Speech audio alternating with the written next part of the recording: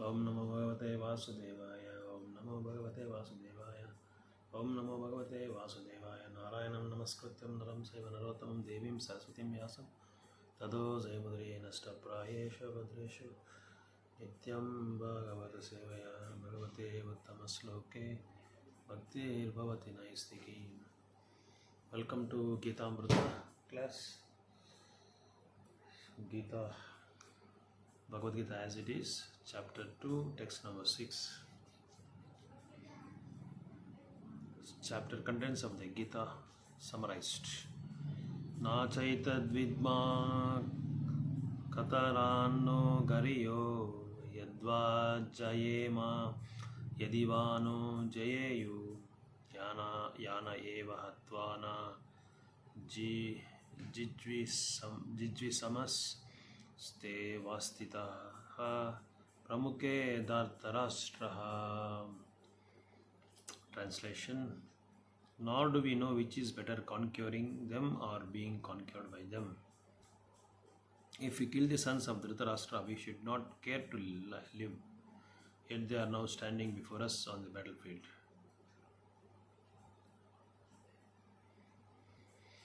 So here in this verse, you know that Arjuna was in a dilemma that whether to fight against his cousins, the Kitankins, his cousins, or to stop the war.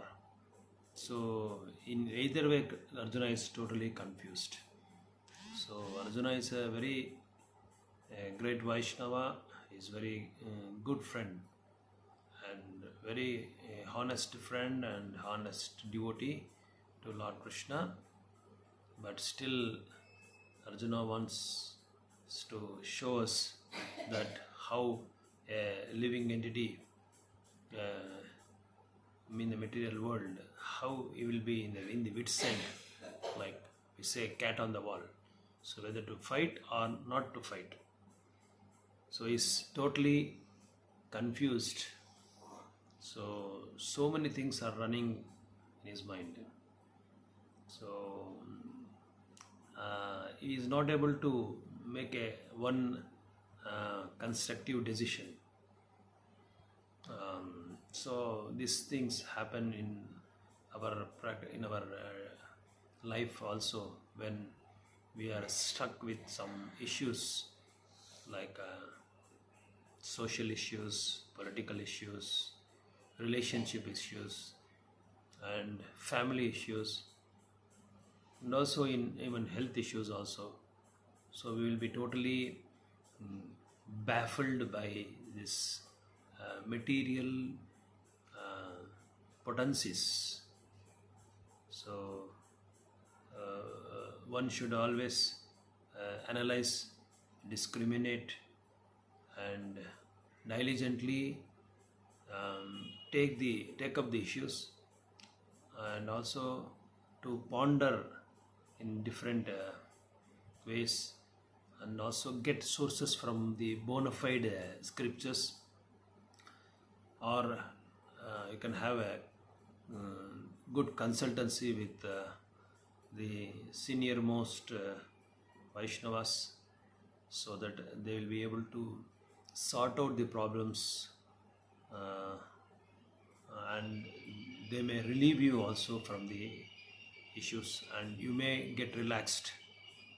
So the material world is like it is compared to a razor end.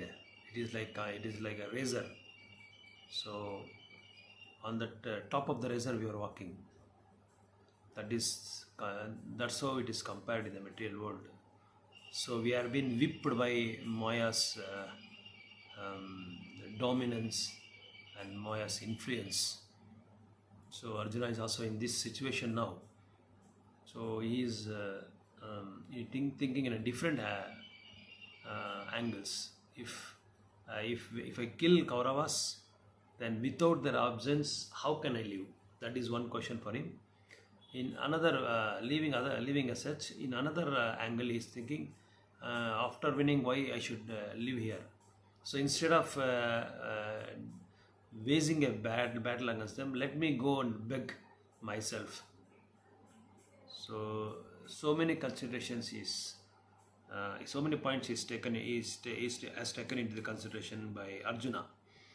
So if we did not conquer, Kauravas are ready. Anyway, someone is going to win. Anyway, Kauravas are not reluctant to wage war against Pandavas. So they're already, their mind is set to start a war or wage a war against Pandavas. So Arjuna is totally confused.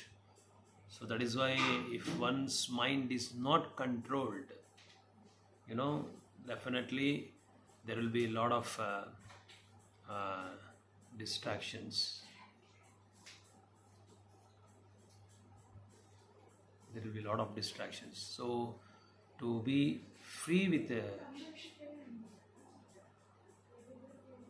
distractions, one should always have a good association by the devotees who have experienced a lot of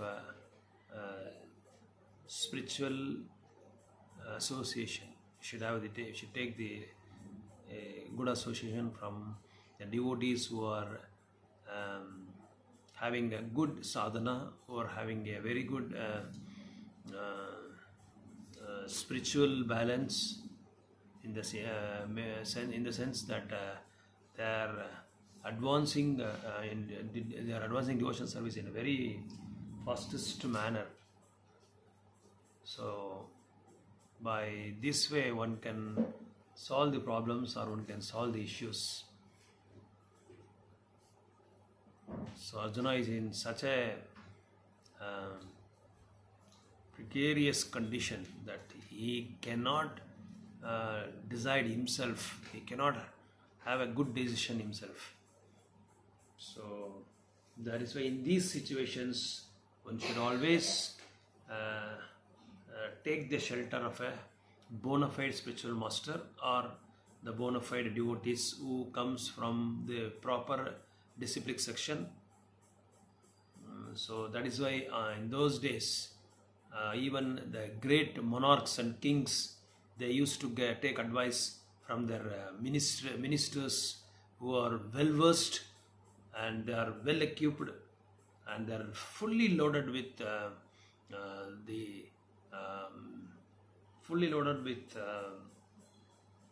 tremendous decisions which can never get filed. So if you take the example in Srimad Bhagavatam, Vena. So Vena Maharaj was totally irreligious, dishonest and notorious criminal is. So he used to give torture to all the Brahmanas who are performing yagnas, who are performing all religious activities. So the Brahmanas who are the ministers of his kingdom, the Brahmanas are the ministers on those days. So they used to rescue the Brahmanas and they used to rescue the people by the notorious kings like this, to defend the notorious kings. So the Brahmana chanted the mantras because he ordered, the King Vena ordered his soldiers to go and stop all religious activities and only to glorify Vena. No other means or no other business for the people who are living in his kingdom. So that was the order given by Vena.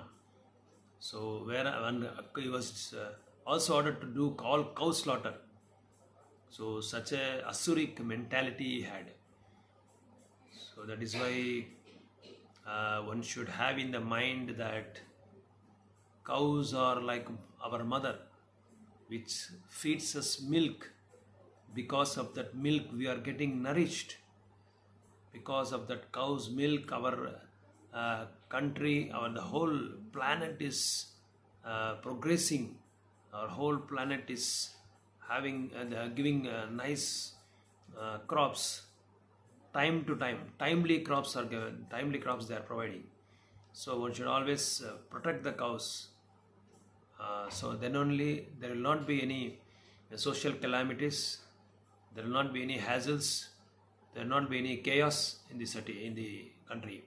So unless otherwise one protects the cows and brahmanas, so definitely the country will be in a disastrous condition. That's how we can see now in a contemporary world, so many confusions, so many chaos, and so many women are getting raped, and so many natural calamities we can face in our in this material world. So that's why cows and brahmanas should be protected by the kings, and also it is also duty of every citizen to follow his order. So now in this particular section of Bhagavatam, so when I was continuing these religious activities, and brahmanas tried to defend and tried to stop him in so many different ways, but they couldn't do it because of his adamant in nature. They totally were not able to do this. They were not able to stop Vena from these religious activities. So finally they came to decision and they chanted the mantra and they killed him. And they killed Vena Maharaj by chanting the mantra. And from his body, they are so powerful. Brahmanas are so powerful because of their purity and because of their good relationship with Lord. And they used to be very austere. They used to be very sacrificial, so that they can they were able to kill others' body by just chanting the mantras. The mantras were so powerful. So when Nivena was killed by the Brahmanas by chanting the mantras, then from his body they created two souls. So one of the soul went to the forest to do tapasya, and another one they made him as a king, and according to the advice and according to the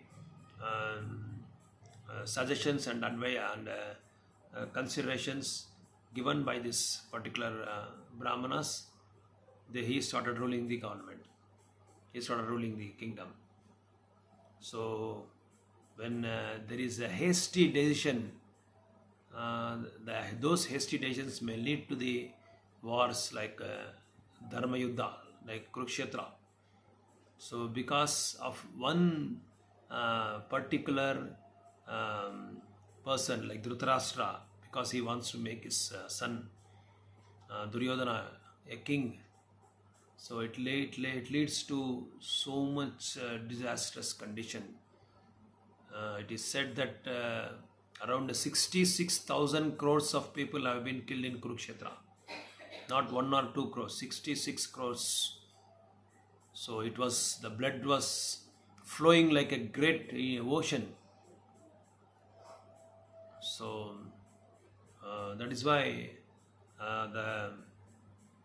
each and every one of us should follow the Vedic injunctions and also follow our culture, the Bhakti culture, the Vaishnava culture, so that we can set an example to the future generations. So Arjuna was totally confused here to wage a war or to go and beg. So,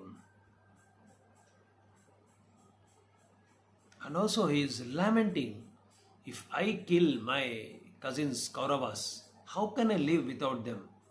So that is also a lamentation for him. For that also he is worrying. Arjuna is worrying. Under these circumstances, that would be he is thinking that will be another defeat. So, but as a Kshatriya, one has to fight. That is his quality. That is his characteristics. So Kshatriya has to fight And fighting is everybody's nature. Just see, even from ant to human beings, elephants, everybody will fight. We can see in our day-to-day activities, or we can see in our society also, everybody, they have that fighting nature. So that fighting nature should be um,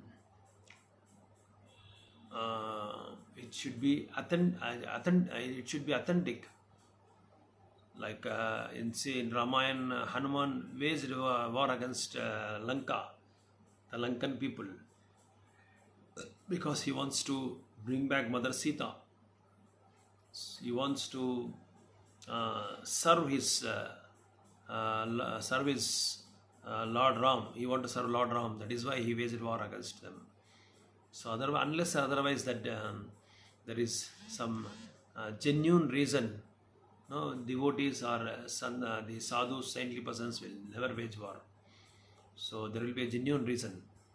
So here Arjuna was, in all these considerations by Arjuna, definitely proved that.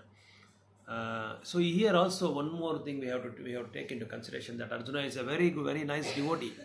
Unless otherwise one has a very good Brahmanical qualities, he will not have this quality of compassion or quality or the nature of compassion towards others. And he has very good the quality of tolerance and patience also. So that is the greatest symptom of a pure devotee. So if one doesn't have the because Arjuna was having good control over his mind and senses, he was able to analyze, he was able to judge things properly. So these virtuous qualities combined with his faith in the words of instructions of Krishna indicate it is concluded that Arjuna was quite fit for liberation.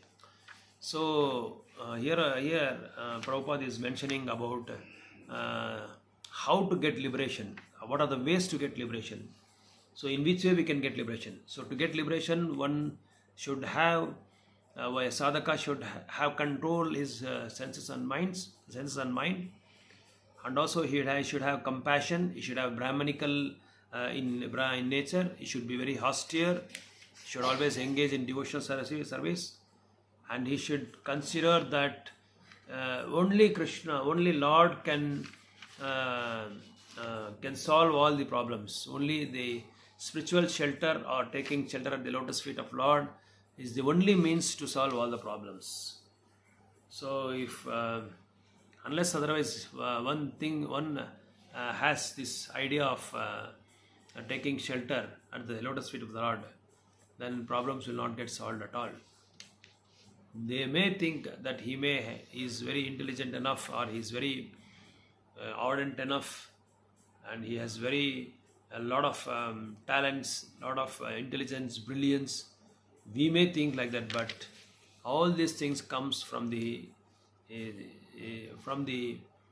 real, from the source of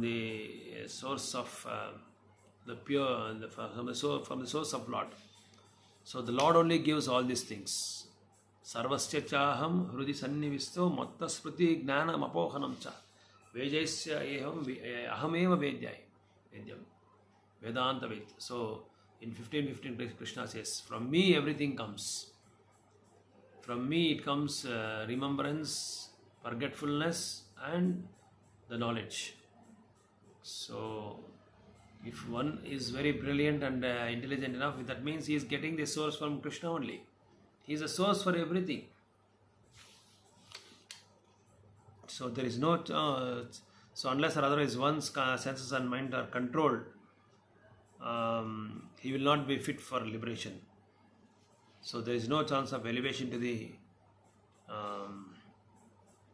platform of knowledge. And without knowledge and devotion, there is no chance of revelation. So devotion service and gnana and bhakti goes hand in hand. So one should have both gnana and bhakti is equal to liberation. So if you want to have liberation, one should always be knowledgeable in shastric pramanas, and one should always follow the footsteps of previous acharyas, as Rupa Goswami says in Upadeshamrita. And also one should give up the association of worldly minded persons. So these are some of the steps should be taken to get liberation from this material world. So Arjuna was competent in all these attributes over and above his enormous attributes in his material relationships. So to get relieved from this material bondage, it's highly cumbersome, and it's a very great attributes. So one cannot easily come out from this relationship, from the family relationship and social relationships. It's very difficult. So for that we should render pure devotional service, which are established by the great devotees like Sadaka Swamis and also the previous acharyas. Hare Krishna, Krishna Krishna, Hare Hare, Hare Ram, Ram Ram, Hare Hare.